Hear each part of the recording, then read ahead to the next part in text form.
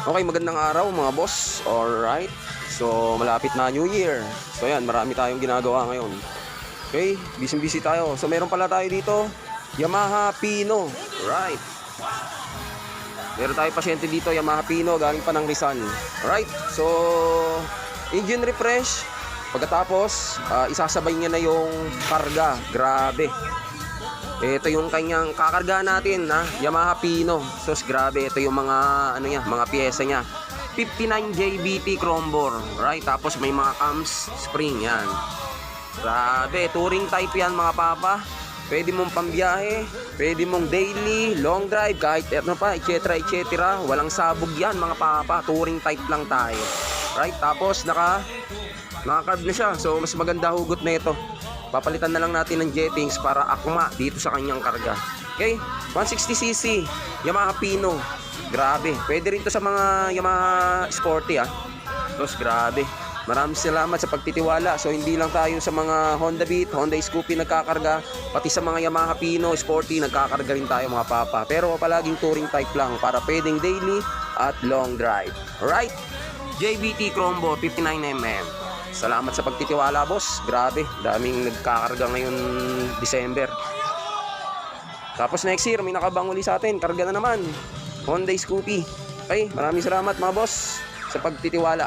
At syempre, hindi natin kakalimutan para maging maganda ang pagbubuo natin, ang pagbibuild natin sa 160cc itong motor na to, Pino. Yan, syempre dadasalan natin para maging maswerte at maging matibay ang mga piyesa ni Papa. Right? Right. Salamat.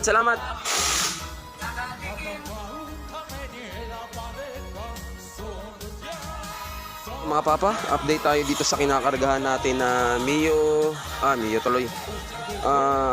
Yamaha Pino. Yan, 59mm. Right? So, yun, ito na yung mga stock cams niya. So nakakabit na yung stock cams, yung kanyang racing cams dito sa loob ng head. Yan. Tapos nahasa na natin yung mga barbula.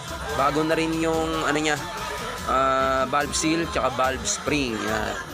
Naka valve spring na rin to mga papa. Right? Yamaha Pino 160cc 59mm JBT chrome bore. Update ko kayo mamaya. Alright mga papa, update tayo dito sa kinargahan natin na Yamaha Pino. Alright, grabe. So yan mga papa. So syempre bago ang lahat, bago natin bitawan itong ginawa nating kargadong 160cc na Pino, syempre dadasalan muna natin. Yan. Para mawala yung malas, tsaka mas maganda yung takbo. Yan. Yan, alright. Okay, ayan, nabuo na natin. Okay, pa-startin natin mga papa. Start natin. Yun, mga papa. Kita nyo? 160cc JBT chrome bore. Tapos naka-cams, naka-valve spring. So wala sa akin yung hindi na kailangan yung palit-palit ng starter motor. 160 open, mga ganon. 160cc na starter motor. No need na. Pag ako nagkakarga, hindi na kailangan yun mga papa. Kayang-kaya na ng electric starter nyo yan. Kahit stock lang. Ayan one click mga papa. Alright. Yamaha Pino, touring type. Pwedeng pang daily at long drive. Alright. Maraming salamat. 160cc.